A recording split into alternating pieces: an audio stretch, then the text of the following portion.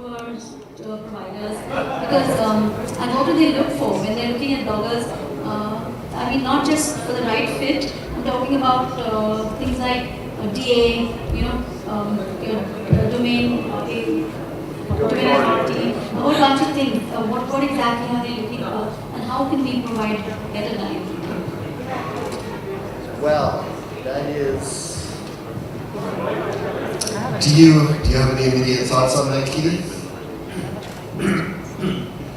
It's a really broad question, because usually it's case by case, of course. It depends on what you want. Yeah, exactly. Are you a blogger? Yeah. Okay. So your question is basically about how bloggers can provide value to like tour operators, or right? Okay. Well, many ways. First of all, content. Creating content, as I spoke about just now, on corporate blogs, but also writing content about the tour that you've done with the tour operator on your blog, and promoting that via social media. That's one.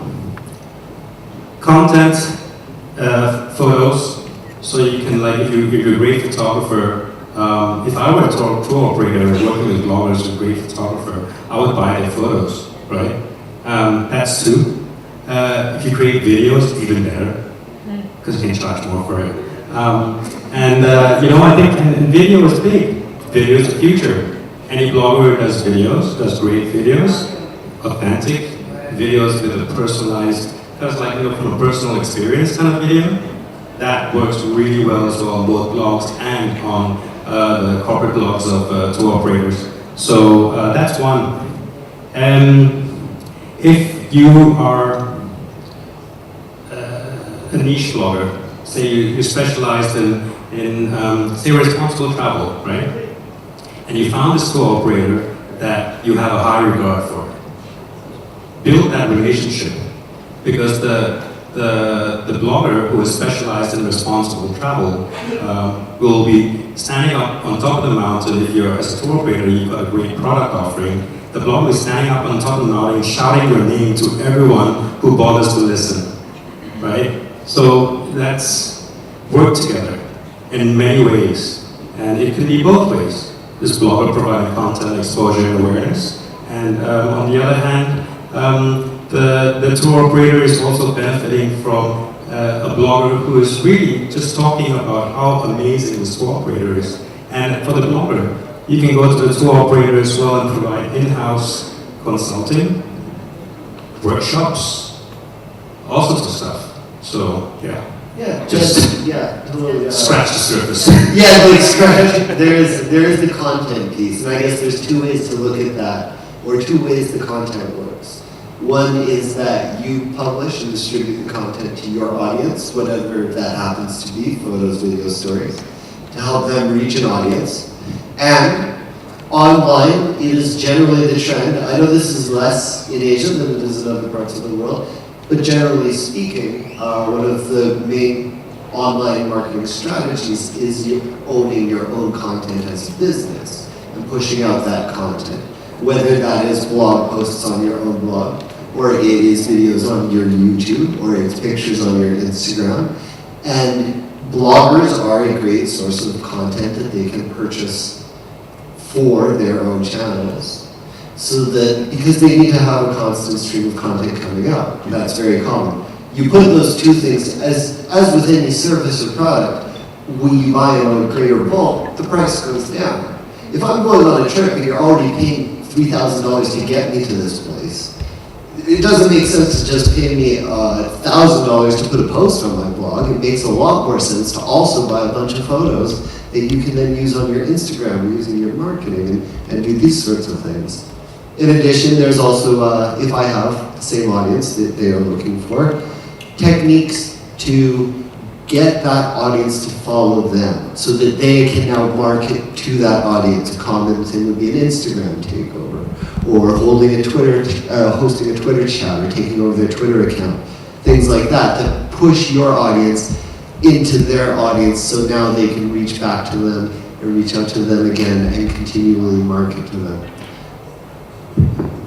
Yeah, I just want to add what we were talking about. Content's the first and most obvious thing, but as you develop relationships with companies, you can start, really, I just mentioned to Keith, the sky's the limit. You can start developing all kinds of things. I'll just really quickly tell you 2 things I've done recently. One, I mentioned this company, Pub Dundee Safaris.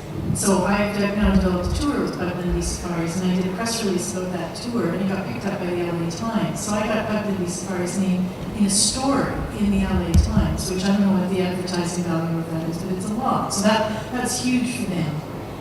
And so I'm doing all, the relationship just continues to build and deepen. Another company I work with in India, I'm continuing to build on the relationship, which started out as a content relationship. But I'm now putting together an influencer campaign for them.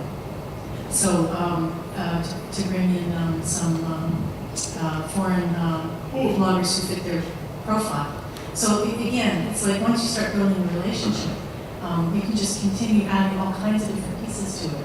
And sometimes it comes from their side, and sometimes it can be things that you suggest. But you know, I think I talk about this a lot, I'm a bit of a broken record. Having a really well-defined niche will help you in the long run. It may seem not like a good idea, it may seem like you're limiting yourself in the beginning, but over time, especially if you become known for your niche, it actually opens up all kinds of opportunities, and it will really help you build these relationships. That's my experience. I think you guys have covered it. I just wanted to add one thing. The best relationships are symbiotic and natural and organic. And if you can connect with the right people who already love the kind of travel that your company does, and vice versa for the bloggers, if you can connect with companies or organizations or destinations that you really love and you're passionate about, that's the best. So seek out those like minds on both ends, and you can have a fruitful relationship. Any more questions? Any more questions? Got it. Talk about important print media for a blog. Right, like you have a story printed out in LA Times. You also talked about in your speech about the media adding value to your blogs. But at times that adds to plagiarism. If I have a blog, I have done a content. If I do the same content on a print media, that becomes copying or maybe what is called plagiarism. I mean, at least India, some print media they consider that. Again, you can't copy. You can't copy. I'm a freelance writer as well as a blogger. Completely unique stories. Both different media, right? Be perfectly. Actually, I think Tim would probably be the best person for this. But it depends on the rights. When you sell content, such as photos or a story, you can sell them the rights that they own it 100% and you can never use it. Or they can choose to purchase it for a lower price where you do have the right to resell it again and again. Many writers do this. You must have some examples where you sold stories multiple times.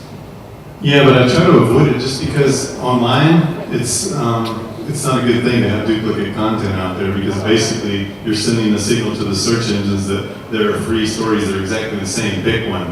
And so you're sort of competing with yourself. But if you use it for print, it's no problem to completely copy it, assuming you have the rights. That's the thing.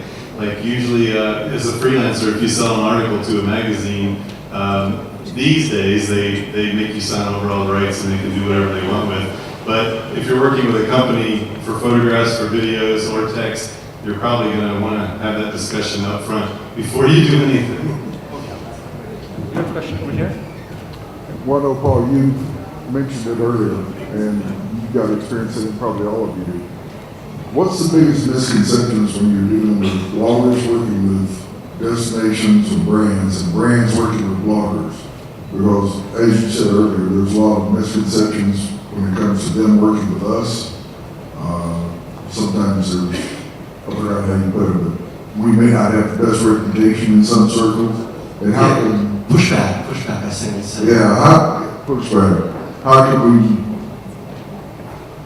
we as bloggers address it, and how can they address it? I mean, what do we need to do to come together better? So this is a topic that me and Matt have talked about a lot. I think Matt also brought Damien on stage last year.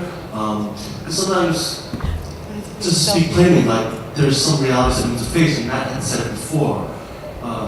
There's a lot of blogs out there, and it's tough out there for you guys. I understand. You have hundreds, if not thousands, of other travel bloggers, and some of them aren't as professional as some of you in this room are, right?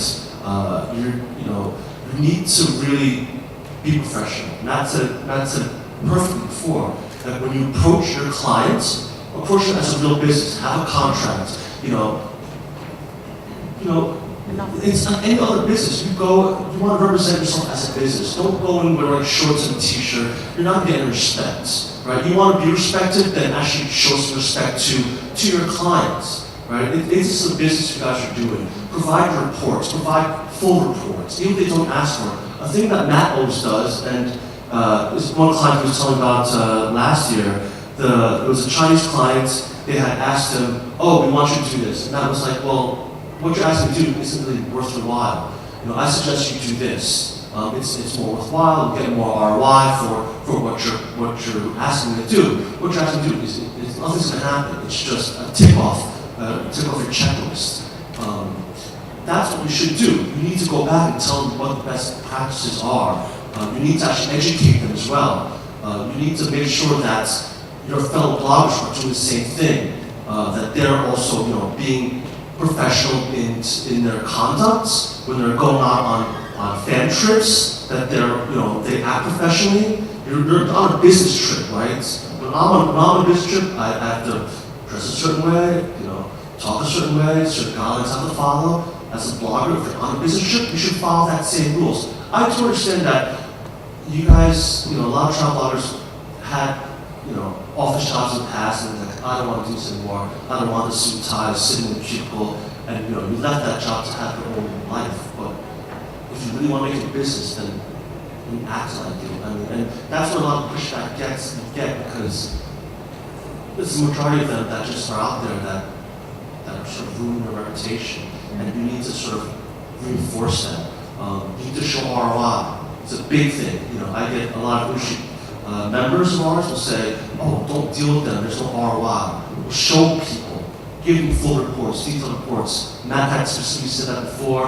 I know Keith is working on having more full data to provide to his clients. Examples up there, yeah. You guys have anything else up? And Matt, anything to add? Yeah, I would. This is something that I feel strongly about.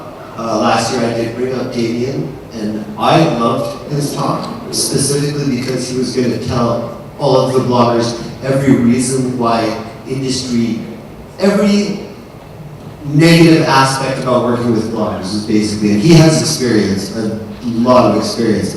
Oh, and the bloggers a lot of them got so pissed off. Some of them were so angry at me because they felt like I was talking poorly about them. And that wasn't the point. The point was that we are one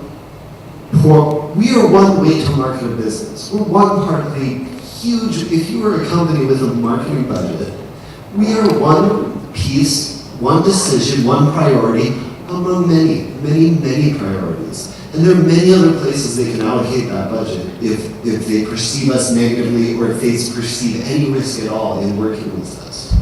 And I wanted us to understand all of the things that can make them perceive us that way. Now, one of the difficult things is that when we get people like the bloggers here at a conference like this, you're not the ones giving us a bad reputation, right?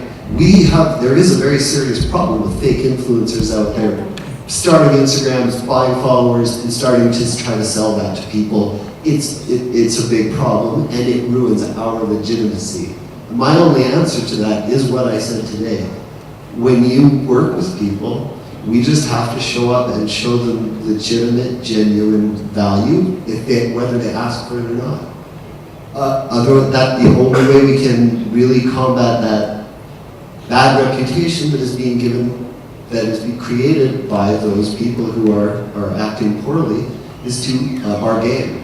We just have to act that much more professional and be able to show it up front when we approach somebody. You can trust me. Here's a case study. I have references. Like any job, I've got a resume. And you can call those people and you can ask them, and I can show you very specifically what you're going to get.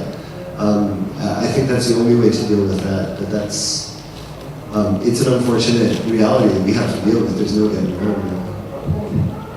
can I add something to what you're saying, is that another thing that we have to do, and this is really tough, especially if you're starting out, is sometimes we have to say no. Okay. Sometimes we get opportunities. I got one yesterday. Somebody messaged me and offering me money to do something, and it's like, I can't, I'm trying to find, and I can't find the relevancy for my readers in what they want me to do. I have to say no. I have to turn down money, and it's not easy to do, and it's a tough decision. But if I don't think I can offer value to that sponsor, to this person, then I'm doing them a disservice, and I'm doing myself a disservice. So, you know, even though you're starting out and your tendency might be to say yes to everything, you really got to know who your audience is, what your strengths are, what you can deliver, and be honest. And don't just take everything. Just take the things where you know you can deliver and you can do a good job. Again, I come back to niche. If you have a niche, it kind of makes these decisions a lot easier. So that's kind of the tough love. No, I absolutely agree, and I think that gives a lot of credibility. Because I often speak at PADA conferences where I'm the only blogger in the room sometimes. And at least once at every one of those conferences, someone will come and say, great, love your talk, obviously you know what you're doing, I want you to come and do this thing with me on my thing. And I'll have to say, no, I'm totally the wrong person for that. Jesus, your main market is Germans, I'm from Canada. This just is not, it's just not the right thing to do, but I know a German guy, I will introduce you. In the same way, I'll tell you, I sell influencer marketing campaigns, I organize them, and I believe that I'm quite good at it, but he's got like 8 years more experience than I do. And he's just, if I was hiring somebody, I'd hire him first, and I have to be, I think that there's a lot of, we add credibility to ourselves and our industry if we say no, and pass people on to people who can really deliver for them. It helps us all in the long run, because then people don't end up with bad experiences.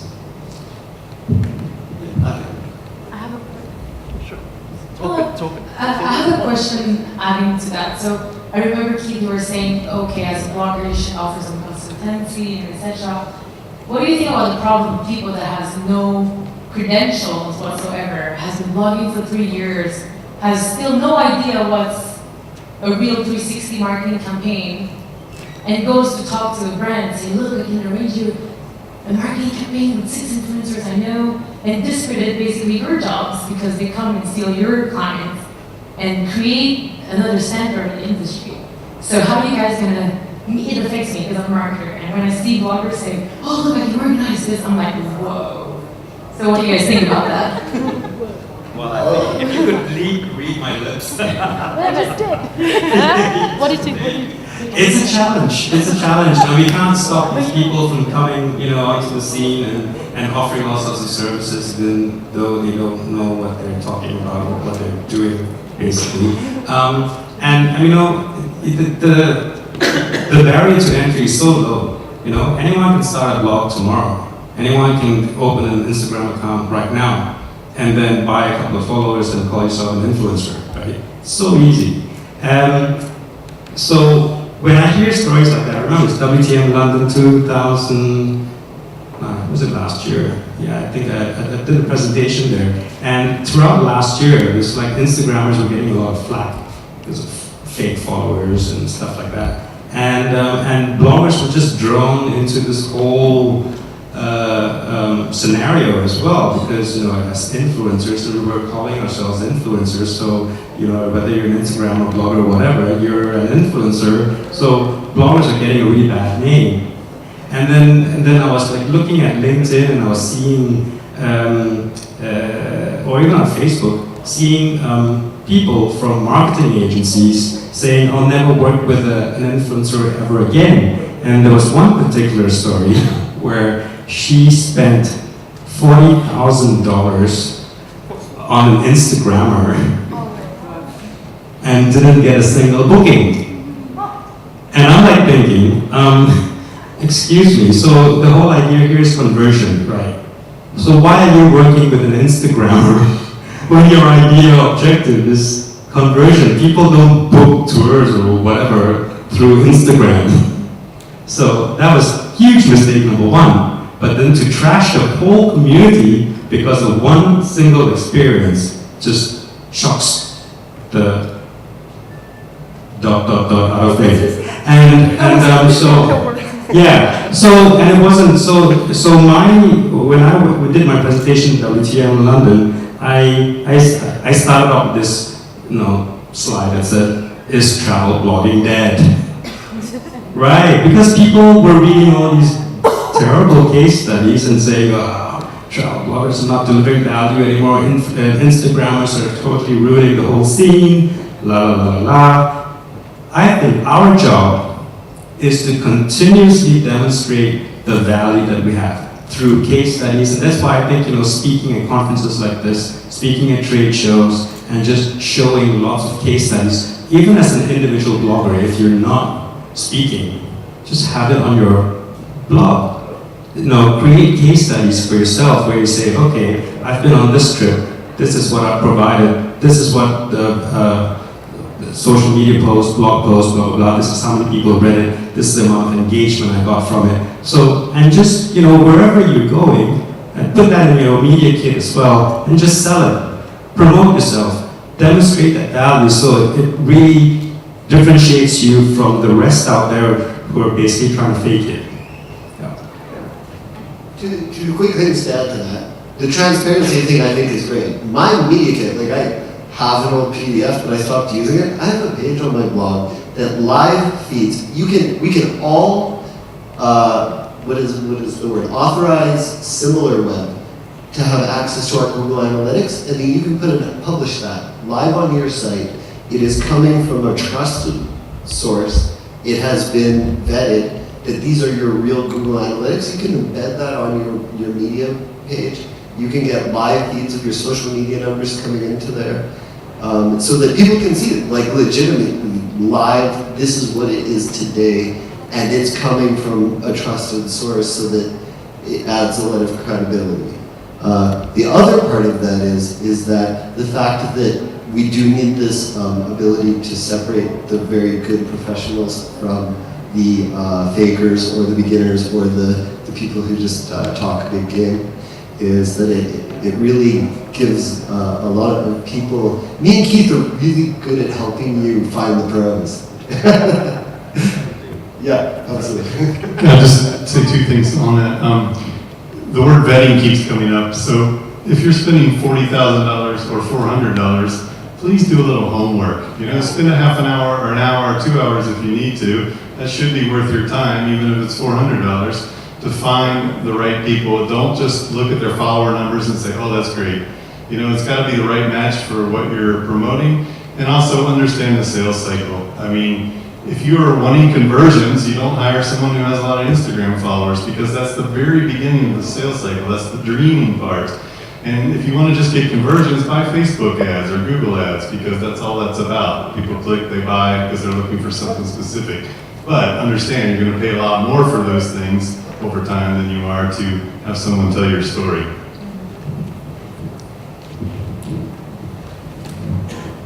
I have a question.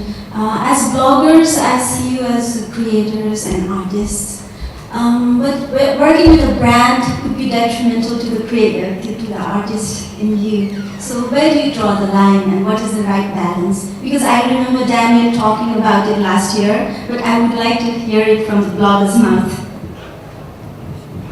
The first thing is, when I say to people, when I say that several times, very frequently, they'll just say to somebody, I'm not the right person for you, is because I will never, ever, ever take a paycheck from somebody for something that I wouldn't recommend anyways, right? Hey, there's Patagonia, there's North Face, there's Arc'teryx.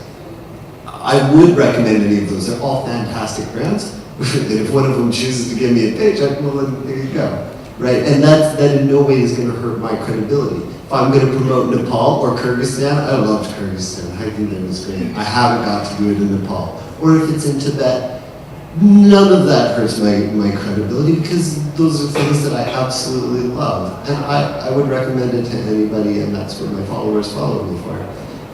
So attaching the paycheck, I don't think hurts anything, as long as you're not being, pardon me, full of shit.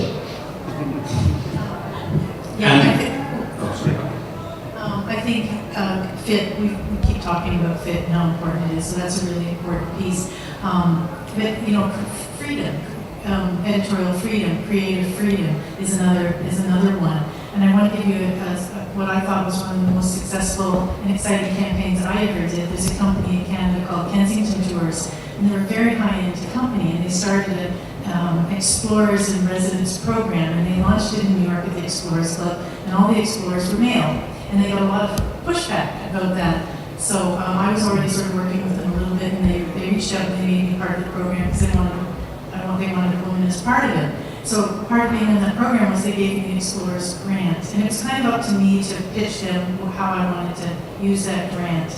So I proposed and they accepted this idea where I followed, you know Mirabai? Do you know Mirabai? Yeah. Mirabai? You know who Mirabai is? Okay. So she was if people who don't know Mirabai, she was a 16th century mystic poet. You know, you're smiling. You don't know Mirabai? Anyway, she was a 16th century mystic poet from Rajasthan. She was a princess. And long story, but she got turned out of her home and she became a traveler. And she actually traveled all over North India in the 16th century. So she's kind of an amazing woman, example of an explorer and wanderer from the 16th century, and she a fascinating character. So I did my expedition was a cultural expedition, and I followed in her footsteps. And I did they gave me money, and I did a 3-week tour, and I went to all the places associated with her, and I wrote a big long blog series about that. And it was incredibly exciting for me. It was very, and I just mentioned Kensington Tours. It wasn't about Kensington Tours. It was a real cultural expedition that I was excited about, and I created some of my best content ever. That series has been featured in Vogue India. It's been picked up by several magazines. Hinduism, actually from, I don't know if Christine's still here, there's a Hinduism magazine in Hawaii. They gave me a good sum of money and reprinted the entire thing. It's had incredible legs. And I had complete creative freedom to do that. And when it was in Vogue magazine, they did mention Kensington Tours. So there's another example of, I got Kensington Tours into Vogue, by being incredibly, doing something incredibly creative. More questions out there? You have plenty of time. Oh. Sure.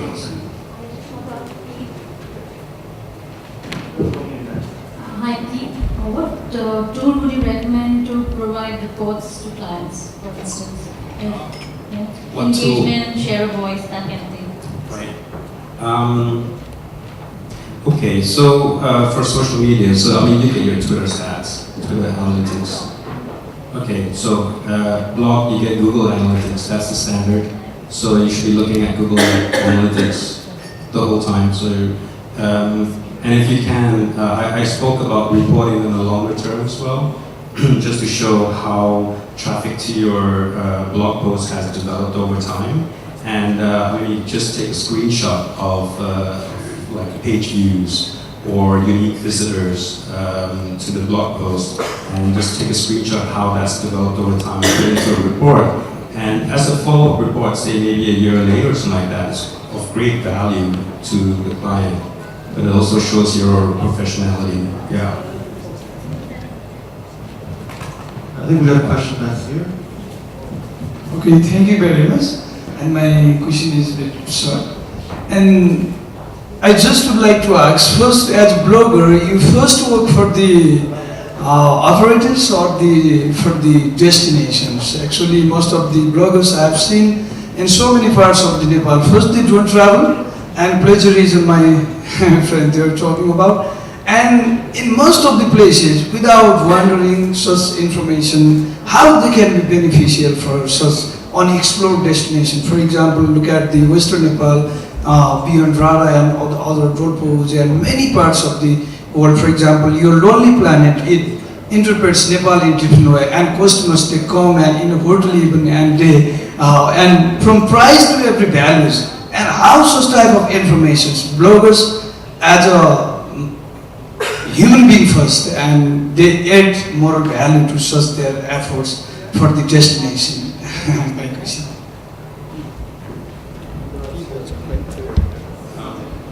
In the country, right? blog posts, articles about your own country, travels within your country. And I always urge bloggers to do that because that makes them, automatically, ambassadors of their own country. Mariellen has talked about niche. Get into a niche. Because if you're writing about Nepal, just look at your audience. So you're basically reaching out to people who are possibly interested in visiting Nepal, right? Which means that you'll never get to travel. And if your objective is to travel, go into a niche. So write about adventure, adventure travel, or you go even deeper, just zero in more into the niche. So you're writing, you become a niche expert. And that doesn't have to be in Nepal. You're writing about your experiences in Nepal, but you're demonstrating your expertise in this niche. But that can be anywhere in the world as well. And when people in tourism boards or marketing agencies pick that up via Google or via social media, pick up your articles, like, oh, I'm looking for a kite surfer, the example I gave just now, right? So he was based in Slovenia, so I'm writing a lot of blog posts about kite surfing in the Mediterranean. And because I found him on Google and I saw, wow, he's an expert in kite surfing. I need him in Mauritius. So we just flew him in, right? Because he's an expert. Couldn't find anyone else. So if you really corner your niche and showcase yourself as an expert in that niche, you could be traveling around the world just writing about something that you're very passionate about. And that can really happen. To add on to what he's saying, so travel and outdoors blogs, go look for it. I bet you could find less than 5 blogs about it. 5 is a generous amount of, say, blogs about ice climbing that might exist. Or I am the connoisseur of whitewater rafting. I go around the world rafting, doing specifically whitewater rafting in all of these places. Or things like that are completely wide open for people to establish themselves as experts that can take them around the world doing things like or kiteboarding or what have you. There's so much. I know everyone talks about blogging is saturated or travel writing is saturated because there's so many people doing it. I know people making a full-time living writing about such narrow subjects, it's really hard to believe. But I know a blogger who writes only about Pittsburgh, Pennsylvania. I know one who only writes about food at Disney parks. That's all she covers. I know a Brazilian blogger who lives in Amsterdam, and he writes only about Amsterdam in Portuguese. He basically cornered the market for all Brazilians visiting Amsterdam. And he sells hotel rooms, tours, blah, blah, blah, tours. He earns 5-6 figures a month, right? And he's just, talking about Amsterdam the whole time. And a very successful blogger in a niche.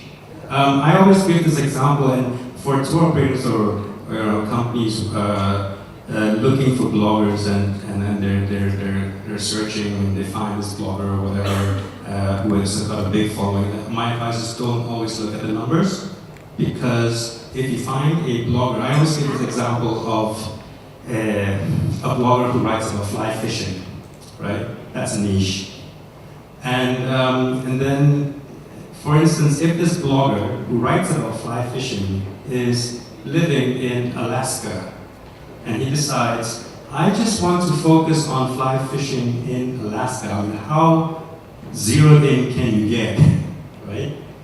And he gets maybe 5,000 readers a month.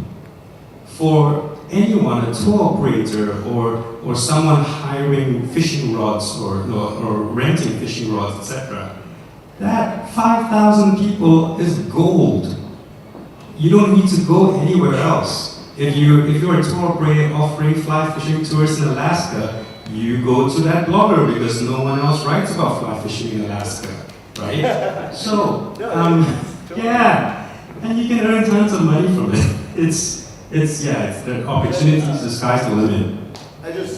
My favorite example of the same thing is, okay, so take somebody like huge, Johnny Jett, or Gary Hart or somebody, hundreds and hundreds and hundreds of thousands of followers, right? Say you're running rafting tours in Nepal, okay? You can hire Johnny Jett, hundreds of thousands of dollars, say he sells 100 tours for you. But say there's the rafting guy who gets 2,000 visitors a month, who you could hire for $200, could sell perhaps the same number of tours because they are all the right people. They might not be a lot, it doesn't matter how many people they have, it matters how many of the right people they have for you. That's the only number that matters at the end of the day. And it's way cheaper to find somebody smaller and zeroed in than somebody huge with an inflated ego who's getting used to getting huge paychecks. It is a much better value. You have another question here? Just very quickly, yesterday was a wonderful day of people talking about the social conscience, and you're in social media. I just wonder, you're talking a lot about niche, and that's absolutely correct in terms of targeting in, especially from a commercial standpoint on selling your services. I'm just wondering if there's some interest and some direction in helping the clients understand. Some of you heard my talk yesterday about the SDGs and conforming to the need for running sustainable businesses, and I think we all want that. And I think social media has a huge opportunity to convey that message and actually help the clients. We were talking about that a little earlier. Help the clients not give away straws, to go up the turtle's nose. Would anyone like to talk about Quebec, Mexico? Yeah, so that's my question. Is there kind of a social media responsibility? We all were all laughing because there's several campaigns. Some of them are funnier than other ones. So you can mention the funniest one, and I'll mention one. There's been a couple of blogger campaigns around social responsibility, social activism, and one of the ones that I thought did a really good job was against elephant riding, and I think we all know Diana Edelman kind of ran that. A lot of people got on board, and the whole issue of elephant riding. I think the bloggers really helped raise that issue. I don't know if anybody's going to argue with me on that, but from my perspective, I think they really helped bring that issue to the forefront, made people realize why elephant riding is a bad idea. And then there's been a lot of companies, Exodus Travels, Intrepid, G Adventures, who've brought in policies where they do not ride elephants on their tours. So the bloggers helped drive that. And there's been some other campaigns too. And there is kind of a loose association of people who kind of self-identify as responsible travel bloggers. It's just a very loose association. We have a private Facebook group where we talk. And we kind of, I think we should get more organized and do more of those kind of campaigns. But do you want to mention that? I mean, and there's a friend of ours, Ian, he just does motorcycle events. Ian was a major person in this group I'm talking about. Yeah, I'm not the same group, Responsible Travel Bloggers Group. It's the Responsible Travel Bloggers Group. It's a closed group. So It's a closed group. A lot of travel bloggers have many closed groups. Yes, You have to be where we biased talk to them. amongst ourselves. Yeah, but Ian was a big force in that. yeah, so and he does. A lot of this he blogs about. Of course, he also runs his own tour operator, but he does a lot blogging about being responsible travel blogger, being a responsible traveler, being a responsible destination. So a lot of his content that I see on Facebook or I see on social media or his own blog posts, they're geared towards that. There is a community of that are doing it, that are being socially responsible out there. So it's not like they're not doing it. It's a niche, right? It's a niche. It's part of people's marketing plans now. They're adding CSR element to their marketing plans, right? But that's from the blogger's point of view. No, I mean from an industry point of view, a lot of the industry players, hoteliers are jumping onto being socially responsible too. But they want to be able to how do we market that now, right? We don't have plastic straws anymore. We don't do bottled water. How do we market that? Who do you market that to? So they'll go out and find the responsible travel bloggers and say, oh, could you come in, look at my property, You know, I know there's plenty of hoteliers out there that are doing fantastic work. Yes. So it's just getting the right message out there. And finding those niche bloggers is perfect, right? Can I just comment on that? It's not a question. It's just because to do it in Nepal. We did the 5-day trek to Mariellen, which is sort of near Poon Hill. And it was just, I have a bottle like yours. It's called Water for Life though, and so you can just put water in and it filters the water and it lasts for 3 months. But it was just really interesting for me that out of 14 people, I was the only person on our trek that had one of these bottles. I was actually really shocked because like plastic is such a huge thing at the moment and not using plastic, and I just couldn't believe we're doing like a 5-day trek and no one else had a reusable bottle. But here's the kicker, I only had one bottle, and for like loads of the treks you actually need 3 liters of water, and the bottles only hold 1 liter of water, so I can't say that I didn't use any plastic bottles, so I knew I always had to take 1 extra plastic bottle. And the rest of the group, every day for a 5-day trek, had at least 3 plastic bottles. That's 15 per person multiplied by 14. You're talking like hundreds within just our 5-day trek. And the other thing is that I was hoping I could refill my bottle at every stop. So we would stop in these really local villages and the tea houses. Some of them didn't even have running water. Like one stop, we did like a 5-hour trek to get to a lunch spot and they had nothing. They literally just made a camp, cooked us some food and said, oh, by the way, we don't have any water. But they had got a Sherpa and a porter to bring up the plastic bottles. And I was like, oh, those plastic bottles again, you know? So it's just, my comment is it's just really difficult because it's like, whose fault is it? Like, first of all, none of the bloggers or tour operators brought their own water bottle. But even if they did, like me, there's nowhere to fill up your water. So like, it's kind of tricky, you know? It's just my thing that it's a big problem and we're talking about it more. And then like, in loads of these tea houses, they had big signs saying they were certified against plastic. And then they would just bring out like 20 bottles of plastic like 20 bottles of plastic water. And we all just started laughing. Like I took photos of like all the plastic bottles lined up one after the other. Well, what can you do? Like, there's no running water. So I don't know, it's just a comment about that. That's my comment. Is there an industry sense? I mean, you've got a very great industry. I think I can. Well, the ATTA is really pushing that now. It took them a while, but the Adventure Travel Trade Association is basically trying to get everyone to sign a pledge, all the tour operators, that they're not going to use single-use plastic bottles anymore. But you know, it's a long process to get them to that point. And from my experience in Palau, there's tour operators there that they give you a water bottle. I mean, not like a reusable bag, right?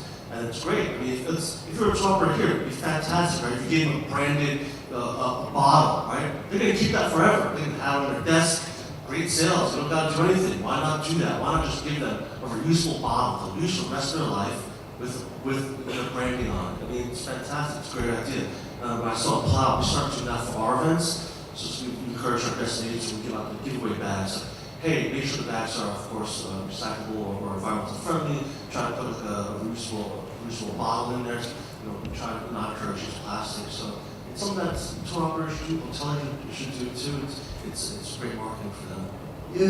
If your question is like, as an industry blogger specifically, is there a general sense? So when you talk about travel bloggers, and I just realized that we're all like some of the oldest travel bloggers we know. We've been around a while, and most of the people who started doing this did this because they started traveling and they loved traveling so much they didn't want to stop. And that is a certain type of personality that does that, right? They have a certain Because there was no money in it back then. global mindset. Yeah. Oh, yeah. We were broke for a long time, so that's why Keith had to had to start a buy ambassador for us.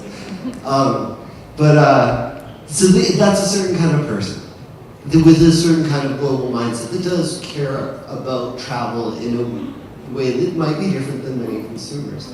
So generally speaking, among our industry, yes, there's a very there's a high level of consciousness of that. I mean, it's not 100%, but there's definitely a strong sentiment in that way. Once was displayed when a large conference was being held in Puerto Vallarta, and one of the trips that they were offering to the bloggers before the conference, similar to this, was to go see a dolphin show. And the bloggers lost their minds And they may have overreacted, in fact, but I mean, it was not the fault of the conference because actually the destination handles the activities, not the conference holder, but it put so much pressure on them that they removed it from the program, and it was just off the table. And I think that after that, they began discussing activities with destinations before they would hold their conferences there.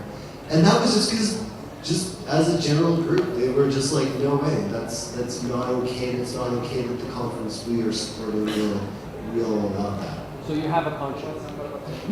Collectively, individually, not really me, but mostly. The rest of us. Yeah, no, and just adding to what Matt was saying now and what Mariellen was saying, the whole thing with elephant riding is an issue that's very near and dear to me. And I did a few press trips last year in Asia, and it was again organizers and tourism boards would put on elephant rides. And then it was a thing of, bloggers luckily, collectively said, oh no, not doing that. And it has sort of continued a little bit longer than I personally, especially with this issue, wish it would have. But it is this thing of, I guess, supply and demand, and that thing of me as a blogger or just as a traveler, I will ask for it. I will ask you not to do that. I will not only not do it, I will cause a fuss. I would have been that person with the dolphin show. Hell no, I'm not going to ever write about it in an advertisement for you. No, but it's also that thing what Janet was saying. It's like you can decide for yourself to be a responsible traveler and put that on yourself, but also destination and tours need to make it easier. Because there's no point to have your refillable water bottle if there's no station to fill it up. And I think we as bloggers, what I like to try to do whenever I'm staying at a hotel that gives me glass bottle with filtered water and gives me the bamboo straws and whatnot, I'll make a point to highlight the positives when companies are doing it right. And it's only once in a while collaboration, so. Very encouraging. Can I just do? So I just want to bring up something that we're doing at ITBMC. Sustainability is a huge part of our mandate, of what we do in sustainable and responsible travel. One of the things that we take into consideration is the region that we operate in and the cultural context of a lot of what goes on here and how tours are operated and how animals are used in tours. We don't advocate for it, but we also don't ban it. TripAdvisor is one of our biggest partners and longest partners, and they have banned all kinds of animal interactions on both Viator and TripAdvisor. What we have come up with, because we represent the entire industry, if we tell our members that you have to stop using elephants in your tours, we are essentially cutting out a large part of an industry that we represent and that we want to grow. So it comes down to education, right? And that's where HATA plays a role as well in educating you. We're currently working with Travel Eye for tour operators who provide sustainability certifications for tour operators in developing an elephant camp guidelines. And within that guidelines, there's very strict guidelines of what is safe and good practices for having elephants in your camps. We're not telling them that they shouldn't have elephants, that visitors shouldn't be interacting with them, but what can we do in order to, we can't tell people what not to do when it's centuries of cultural, it's their livelihood, right? So it's taking that into context. Absolutely, it's your choice. If you don't want to do that, then don't do it. It comes down to due diligence, right? On both sides. But it really is about education, and rather than having the I'm right and you're wrong conversation, that just shuts everything down, and it makes it an us versus them conversation rather than how can we educate each other and what is the dialogue here and how can we ensure that our planet is safe and that we are being sustainable. So I applaud all of the advocacy that goes around it, but I think when there's an absolute hard line versus let's talk about this, you're doing a disservice to the people that you actually want to work for. Can I add something to that? No, I think that's a wonderful initiative. And I was in Zambia a few years ago. I was there with an organization from South Africa that does regreening of sub-Saharan Africa. And Zambia is actually the 10th most deforested country in the world. So that was one of their zones where they were planting. And one of the big problems is charcoal burning. So a lot of the people make their living off cutting down trees and using it for charcoal. And one of the issues to come into the country was basically you were telling people what they were doing was wrong, but that was their livelihood depended on it. So within that program, they not only needed to plant trees, but they needed to find new jobs for these former charcoal burners. And so they started to develop nurseries, so the people who formerly did the charcoal burning would now actually plant the trees and grow them. So that's exactly, what you were saying, especially when it comes to something like elephant riding. You have long traditions, you have families depending on it, and you have a big ass elephant in your backyard who needs to be fed. So that's Now, as much as we all love elephants because we do, elephants always gets everybody going. There's a fellow over here who's been waiting very patiently with a question that's not about elephants, I think. Me? No, it revolves kind of around elephants. Sorry. No. Not particularly around elephants, but you guys have the power to influence so many people. And the word that you guys put out, it takes in everything, the information is accelerated to a high speed, right? But the changes that you guys propose take a long time to get there. So whenever you do a campaign against anything, a practice that you guys don't agree with, is there a built-in mechanism within the campaign to actually look at that transition period? Because like somebody mentioned earlier, that it's livelihood. We're talking from the top-down approach where we're looking at tourists coming into these places, you should be educated, it's due diligence, but what about the people on the grass level? These guys earn their money and then they're earning less than $2 a day. How can I tell them that this is wrong, you should not be doing this, without that being part of the campaign? First question, and the second part is, obviously, what is like the best way to get in touch with you guys? I just want to know. Because I'm pretty sure you guys are busy all the time and stuff like that, so what's like the best way to get in touch with you guys?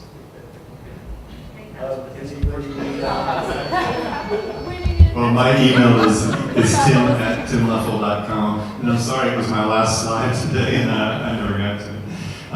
But email on Facebook, whatever. But email's best because it sticks around and it doesn't go away in 5 minutes. But I don't know about the rest of you guys. But addressing your first question, I think that is an essential point, and it does have to be culturally smart, and we do have to have some patience. But in terms of plastic, it didn't take very long to get here, so there wasn't much of a transition there. It just came and started showing up on the ground everywhere and in the rivers. So I don't think it's that much to ask for that industry to get rolled back. It's just, yes, it's going to cause some changes in your habits, and maybe paper straws cost more than plastic straws, but I think you could get tourists to kick in an extra buck if you needed to. I think one thing though, I think maybe was misunderstood when we talked about campaigns, though. I think Diana may have had a more formal campaign about the elephant thing. A lot of the things that we're talking about are normally, though, when they occur, are more like just collective protest in the sense that this conversations happen on social media where people are voicing just their opinion in group discussions more than actually a concerted, organized campaign to achieve a goal.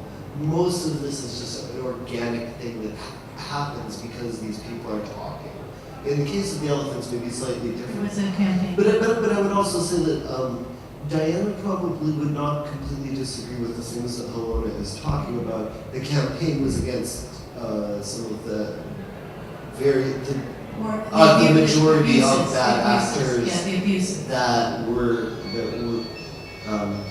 quite visibly bad. More about the abuse end of the scale. And there was a big educational element to it. And also, I just think generally speaking, people will accept a positive message over a negative one, or they'll accept like a ray of hope over criticism, generally speaking. So I think a lot of it, the more successful ones, I think, have to do with pointing out the reasons, like you say, education, pointing out the reasons why this might not be a good idea. But here's some alternatives, and I do know there's been a few cases, a few of these elephant centers where they've actually transformed what they do from riding. So you can still interact with the elephants, you can watch them, you can feed them, all kinds of stuff, but just not ride them. So the people are still making their money and they're still running their elephant center, but they've just shifted the activities to be more animal friendly. And that came about through, positive messaging and education and all those good things. I think to answer your question, really, they're just a part of the industry. For them, it's more of just an awareness and education. Any change, whether it be elephants or plastics, it's concerted efforts of all industry stakeholders. And it's something that we do as Potter, right? At Potter, we advocate for a lot of issues that we have to say, look, it's both the responsibility of both the public and private sector.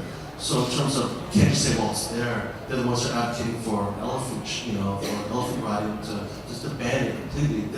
It's just one thing. It's not like they're gonna make that change happen. So, they're voicing it. They're just an awareness, just saying, hey, this is an issue that should be looked at. At least it's a discussion now. At least we're talking about it. Previously, you didn't talk about it. Maybe you might not agree with it, but at least we're talking about it. So that's actually a huge step to begin with, right?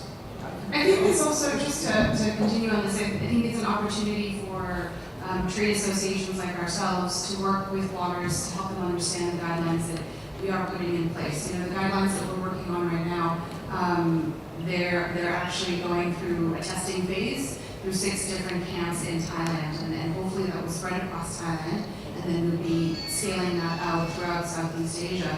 But there's other organizations like APTA in the UK who also have guidelines for all of their tour operators on how to have these safe practices, and it looks at shifting your activities, and it looks at the safety and security of the animals, but also of those who are caring for the animals. So, the safety of the mahouts and the livelihoods of them, because this has been their life, as you said.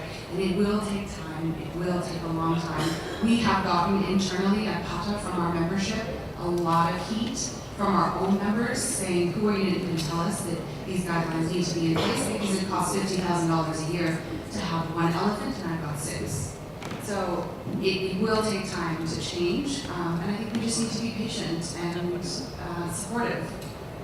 Okay, I think this elephant issue is a really big issue. These guys are just travel bloggers. They're like, that's really all they do. The elephant issue is a huge issue.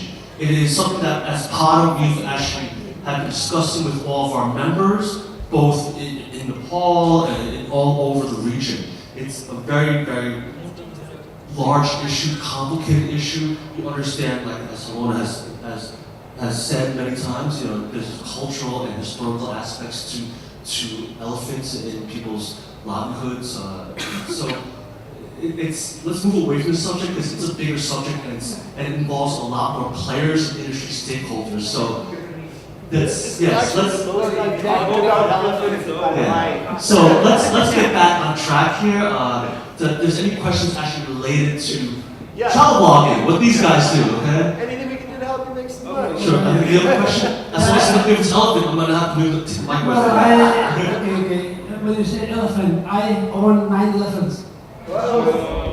When you say elephants, now we're addressing the elephant in the room. I own 9 elephants, and my colleagues together we own a lot more.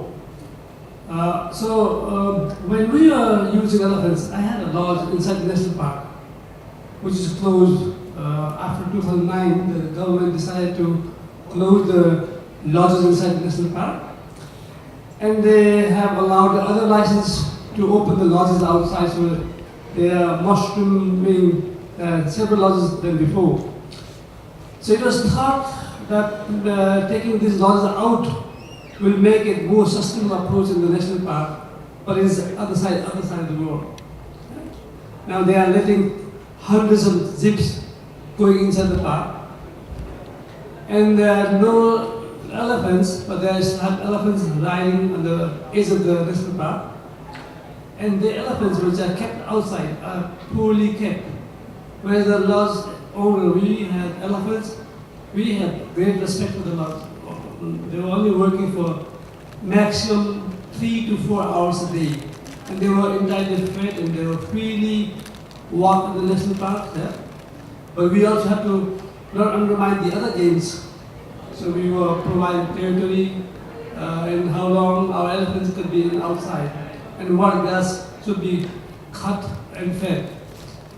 But when I talk about sustainability, I started my company with this concept in 1988. But do people understand this? I think I am housing 28 delegates in my hotel.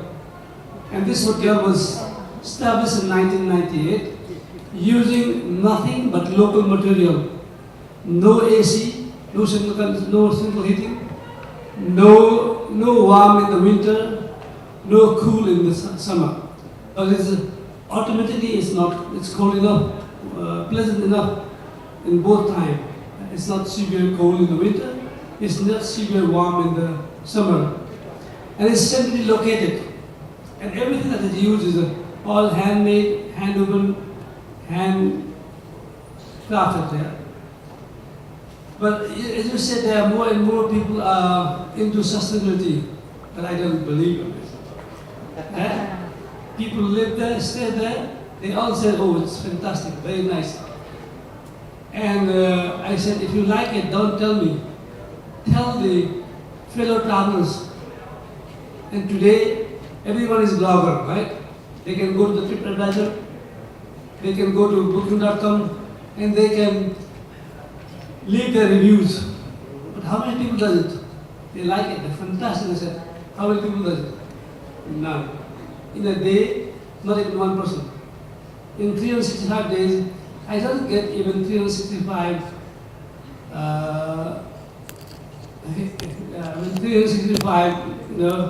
reviews. Yeah? So it is a matter of concern. Before, when there was no TripAdvisor, I was able to advise customers. And they would share this with their friends, and then they could get the business. Today, what happens is they only write negative. It's more scary than before. And my hotel offers organic food, where people don't have to go outside to look for food. And I have a whole kitchen team and provide organic source.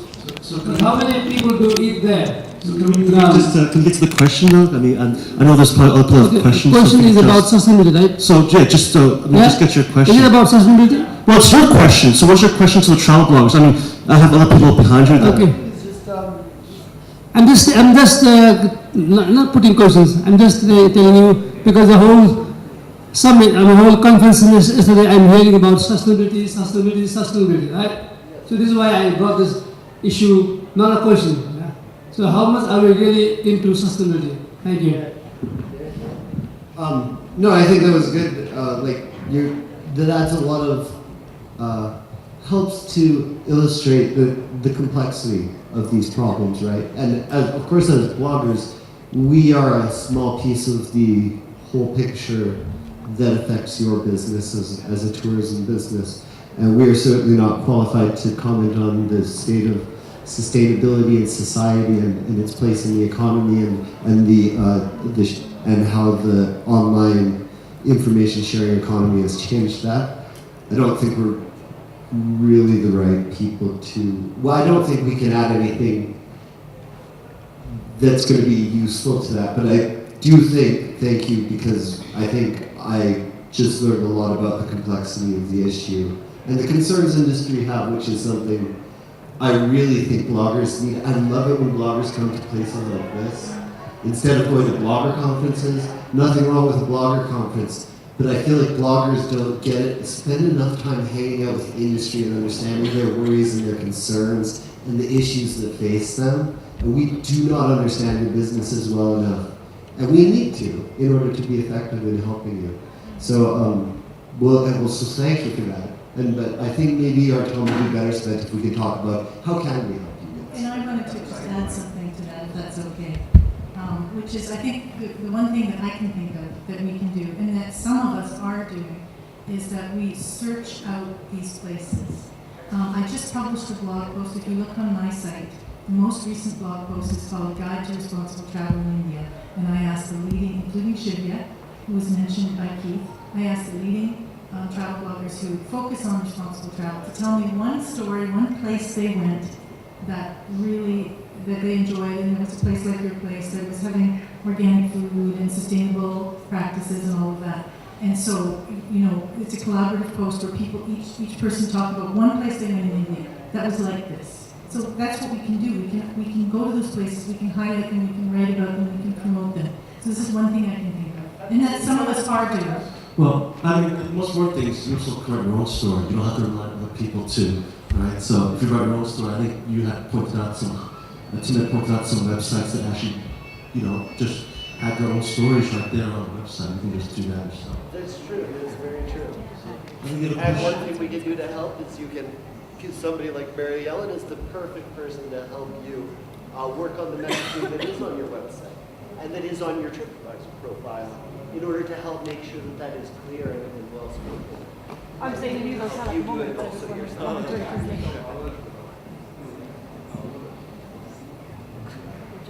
I just wanted to comment really quickly. Well, you've got about 10 bloggers staying in your hotel right now, so that's perfect. We're staying in Canterbury Temple House, correct? And when we did check in, the first thing we were told, that it was a very eco hotel, no air conditioning, no plastic bottles, which is really good. All the rooms, the water is refilled every day in these sort of antique teapots. But yeah, so it's not like normal customers' job to write it, review on TripAdvisor. That's not. No one has to do that. Normally, if you have a positive experience, nobody writes about it. But if you have a negative, you always write about it. That's just human nature. But now that you have 10 bloggers that have been flown over, we're all going to write about your hotel, for sure. Yeah. That's why we're here. When you go back, you ask everybody to do that because it sounds like that would be a great thing. So the whole thing is, you brought over bloggers and we're staying there, we're going to write about it. So. Yes, well, this lady over here has been waiting patiently for asking questions. So feel free. I just wanted to ask about if there are any specifications. If there are any specifications to bloggers business as a hotel, what to focus on if we want to start to blog as a hotel about what we do in terms of either sustainability or business or in general, not as an individual but as start a blog. Yeah. It is a case by case. I mean, what is your hotel? What is your unique selling proposition? It's a family-run hotel. It's a family-run hotel? You guys own a single family-run hotel? Yeah. Okay. I mean, to me, like a very generic answer, I would say, just talk about things that are going to add value for your customers. The things to do around the area. Tim gave the best example of a place is not a story, people are stories. Your family is a story. The dude who has the tiny shop around the corner that sells the really good noodles or whatever it is a story. That person and the things that they do. Have a blog about those things. It adds richness, it adds value, it does create organic SEO. You might get where is the best place to get rice noodles in Helsinki or whatever the place happens to be, and maybe you'll get those. Learning about the noodle guy around the corner from you, those are the right people. It's sort of a organic, it's a storytelling about your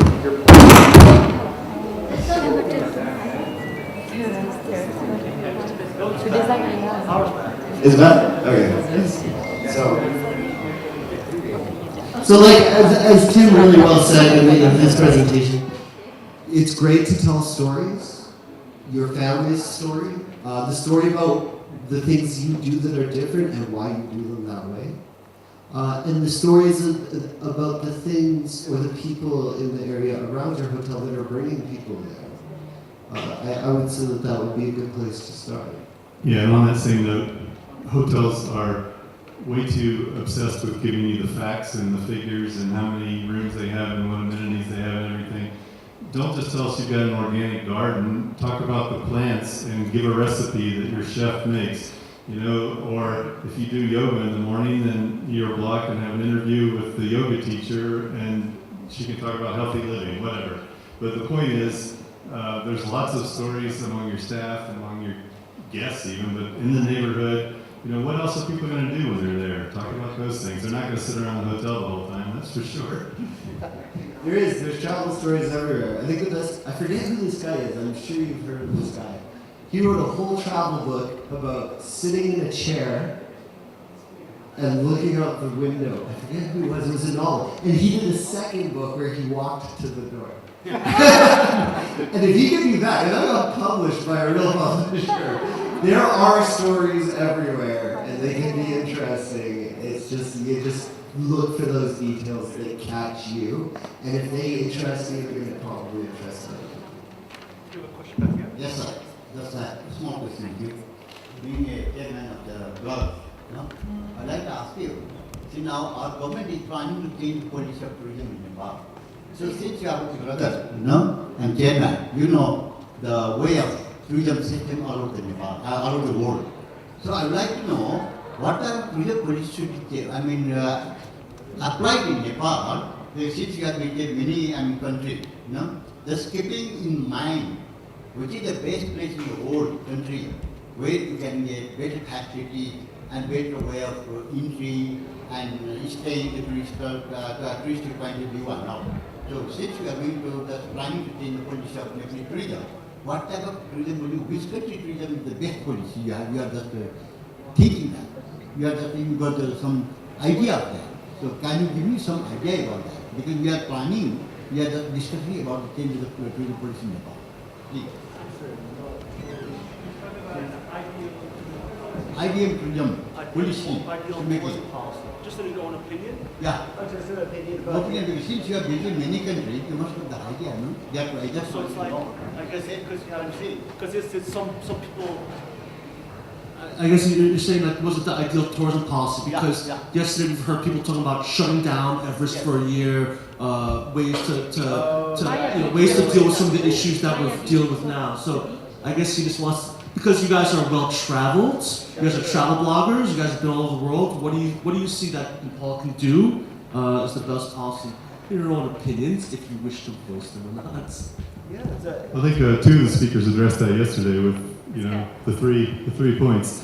It's got to all be in balance, and when it goes out of balance, that's when people start talking about closing Everest or shutting down a beach for 6 months because nature is hurting and it needs time to recover. So I don't think there's any one policy that anybody's going to implement. It's just a matter of, is everything in balance or is something out of whack?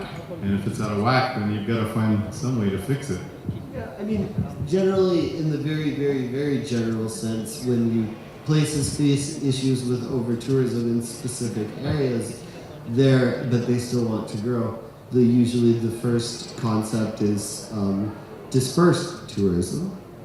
And there are many ways to accomplish dispersed tourism, but one of the main issues Nepal faces in that area is the infrastructure to disperse people physically through the country, because it is Himalayas aren't the easiest place to drive around.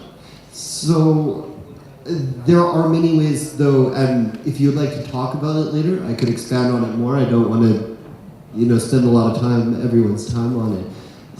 But there are some ways that dispersed tourism can be encouraged through relatively low investment efforts.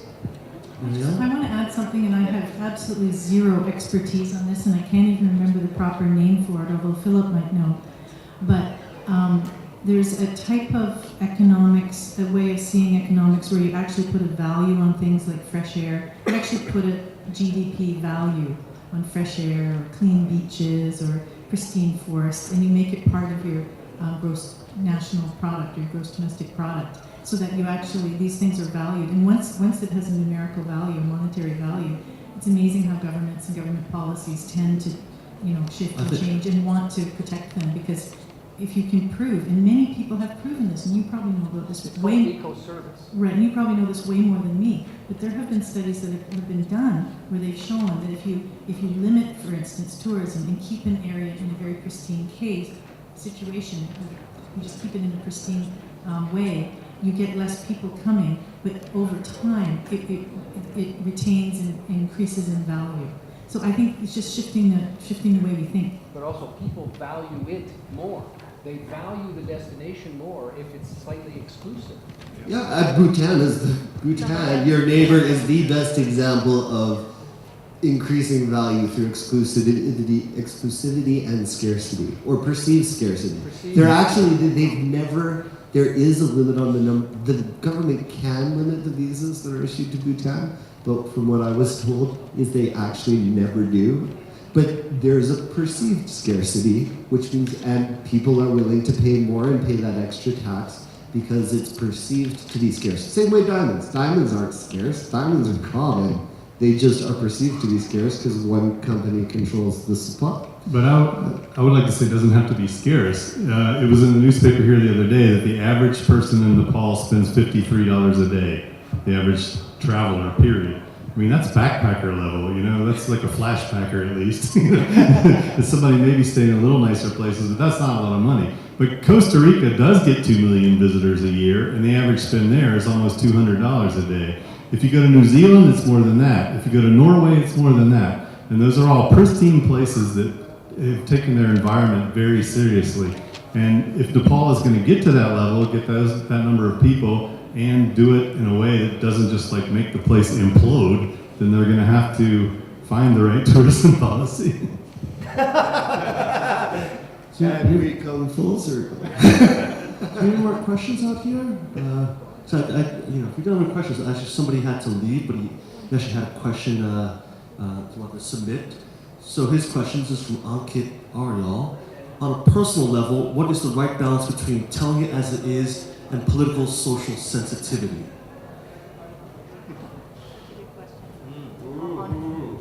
Well, it kind of goes back to that, whether it's a good match or not, once again. I mean, if you're shilling for anybody that will give you money, like a TV promoter person, then you've probably crossed that line. But if you're only talking up things that you really would use or would like or places you would go, then I think you can hold on to your integrity even if you're getting paid a lot. Yeah, I mean, I've heard it said once, and the language isn't the best, but it's the best thing I've ever heard, I think, that says it was, the internet has the most amazing bullshit detector. If you are out and you're being disingenuous or you're not being authentic, people love to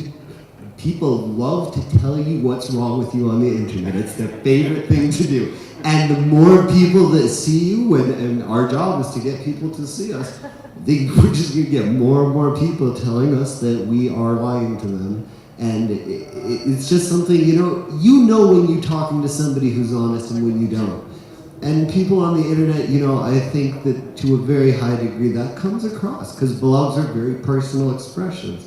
You can tell if somebody's lying or if they're just selling. I think one person whose name shall not be mentioned, who we all know once signed on for a cooler company. Do you recall this? And was showing them off in these beautiful locations. And it was just like, oh wow, it kind of hurt me to see him do that.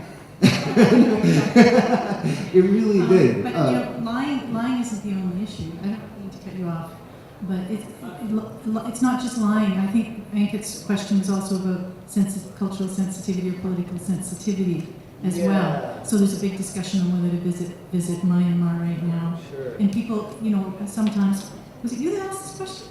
No? Somebody named Ankit though. But anyway, so sometimes we do as bloggers have to face this issue, and in my own blogging career as a female solo traveler in India, I had to face it in a big way after the infamous Delhi gang rape, when everybody was saying that India, and some people still say, India is not safe for a female solo traveler. And I faced a lot of issues online, very difficult time period, and I was interviewed a lot, and I really kind of got put through the ringer as I was trying to formulate my own sort of integrity around it and my own policies around it, and it took me time to get my own thinking straight. And while I was going through that process, I got hit really hard quite a few times, because I I had to find a way to say, and it took me months to sort of figure it out, and I don't know whether I ever got it right, but I had to find a way to say that I don't think India is that much more dangerous than many other countries, in my experience. But I had to find a way to say it that supported the women who were being hassled and who had much worse problems than that. And it was really, really difficult, and it still remains a very difficult fine line for me to walk. And I've tried to just come up with some language, like some language that supports who I am. That doesn't, because I travel solo in India all the time, and I have for 12 years, and I haven't really had any really negative incidents. So I can't pretend, I can't call India a safe country, but I can't pretend that I've had all these terrible things that have happened to other people, because they haven't happened to me. It's really, really tricky. But you have to find your own, what your own truth is, and your own language around that truth, and be respectful of other people and other people's positions. And sometimes this is really tricky stuff. Yeah, and I think the answer to that question is that there is no answer, and it's something that everybody has to make for themselves. I mean, and every single person here has to decide how culturally sensitive they want to be when they're talking about other people in day-to-day conversations. We just have to make that decision in a slightly more public way, but yeah, it's personal, and there's totally no right answer. I know bloggers who have written entire treatises on their positions on visiting countries run by dictators, or countries like Myanmar right now, who have said, this is my position, this is why, and I'm sorry if you don't like it, but you can't please all the people all the time. And I don't know, yeah, there's no other way to say it except it's personal and it's individual, and there's no right answer, because you can't be right for everybody. But unlike print magazines, we can say what we want, and we don't have a board to answer to. Yeah, at least we don't have a boss to get us in trouble at the end of the day. We just have the comment section and Twitter. Oh gosh. Any more questions out here? I know it's a long day, but you have more questions? So, I mean, you guys want to leave some final thoughts before we just wrap it all up here? Anything? No? I want to congratulate you for your ISR, your individual social responsibility. Thank you very much. A big round of applause for our speakers this morning. This is some really good stuff. Very open discussion. It's nice that we have the opportunity to do this. We should do some other events, Matt. And we're around. So, again, thank you to all our supporters, our host, the Ministry of Culture, Tourism.